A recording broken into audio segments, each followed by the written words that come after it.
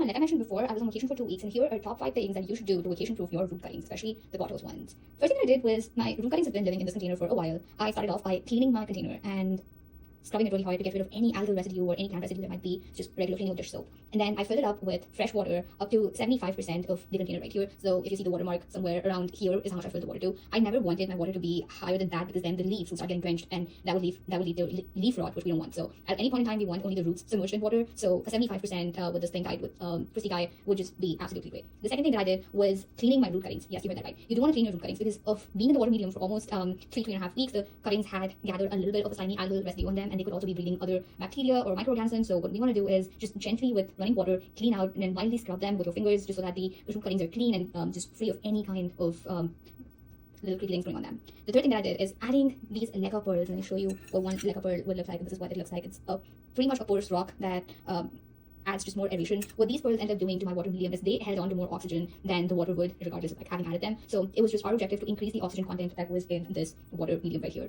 The fourth thing that I did is shut off all my windows. So there was almost no light in the apartment while I was gone, which is a good way for the water to lose less oxygen and the plant to keep the oxygen. The pothos like sunlight, but it kind of shuts down its growth as there's like lesser light, so it's not as actively propagating while I was gone, and it wasn't actively drawing from its water source. Although in the 2 weeks, I've seen the water level recede by almost 50%, so that was due to evaporation, and then the temperature in the room was about like 70 degrees. And last thing is, don't stress. Pothos are a resilient variety, and they do pretty well even when they're left alone, so it's okay to leave them alone once in a while. Thanks for watching. Follow Planify Today for more updates.